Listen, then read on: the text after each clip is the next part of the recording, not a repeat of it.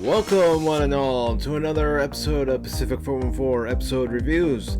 I am your host, Mike, and in this episode, I'm going to be reviewing Episode 5, Chapter 5 of The Mandalorian, The Gunslinger. Now, in this episode, it picks up where Sanctuary left off. Our Mandalorian friend and little baby Yoda, the child, are still trying to look for a place to hide out when all of a sudden they come under attack by another bounty hunter. Well, there's a dogfight in space, the Mandalorian's engines get hit, and the Mandalorian has no choice after getting hit by this bounty hunter to shut down his engines because he lost power. Has to switch to auxiliary power. Meanwhile, this would-be bounty hunter says to our Mandalorian friend, I can bring you in warm or I can bring you in cold. And our Mandalorian friend shuts down all the power.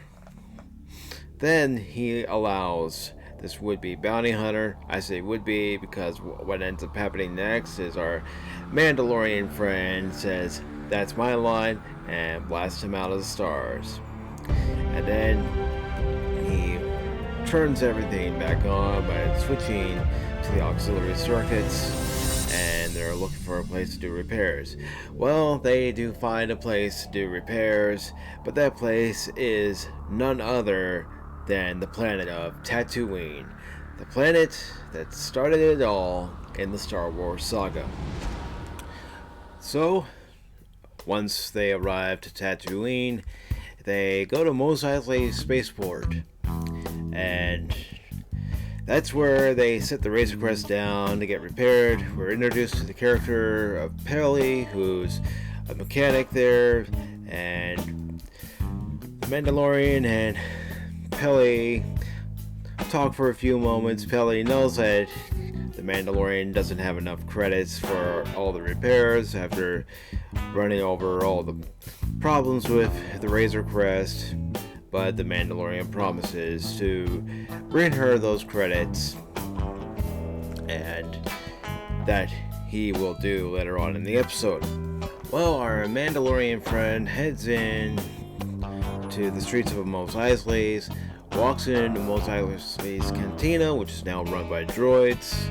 As you recall, back in A New Hope, droids weren't allowed inside. Well, now the droids have taken over since the fall of the Empire, and we're introduced to a young, aspiring bounty hunter named Tor Keegan, and he's looking to make a name for himself. So the bounty that Keegan's looking after is Fennec, a highly regarded bounty hunter who has worked for many of the crime syndicates, including the Hutts.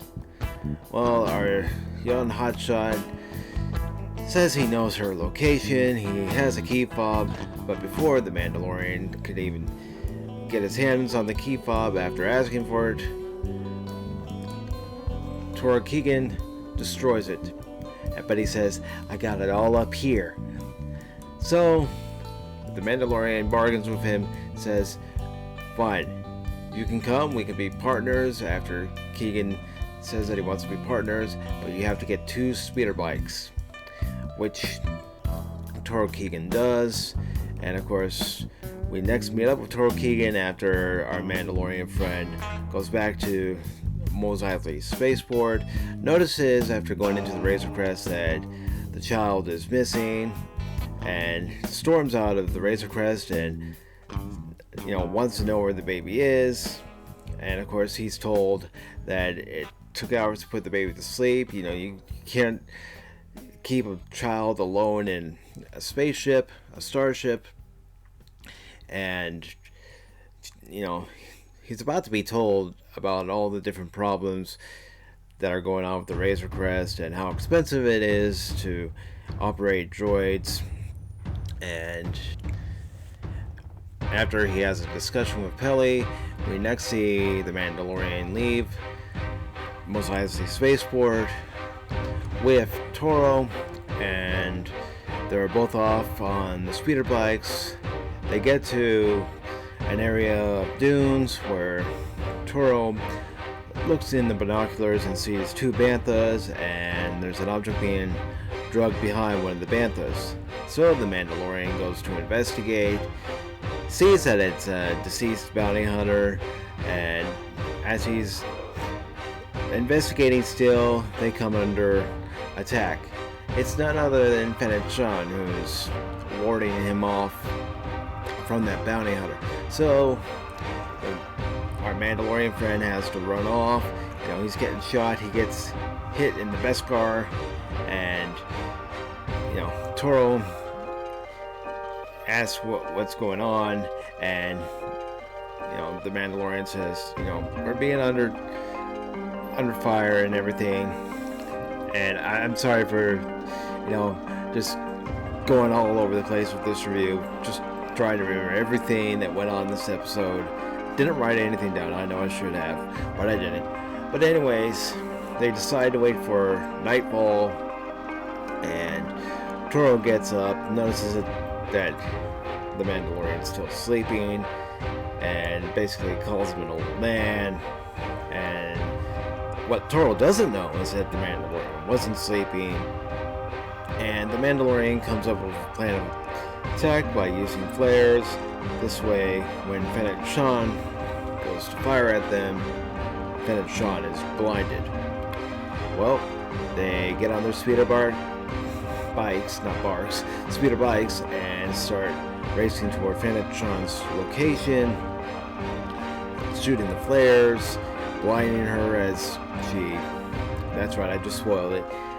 Fennec is a female bounty hunter, and there's nothing wrong with that, because there's nothing wrong with any characters, male or female, being bounty hunters, good, bad, whatever. But anyways, they blind her. They do lose one of the speeder bikes, and it's the one that our Mandalorian friend is on, and he does manage to fire off one of his rockets to blind Fennec. They end up capturing Fennec, and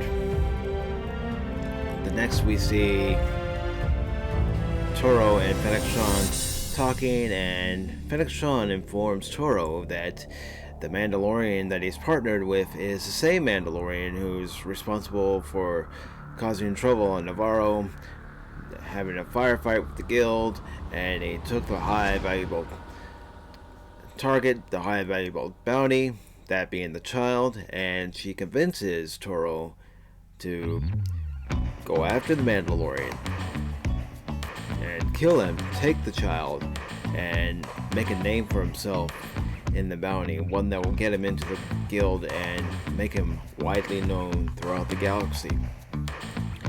Well, our Mandalorian friend returns from his journey to meet up with Toro and their bounty prisoner, Fennec and notices that Fennec has been killed by Toro. And Toro's nowhere to be found. He left the scene. The speeder bike isn't there. Toro isn't there.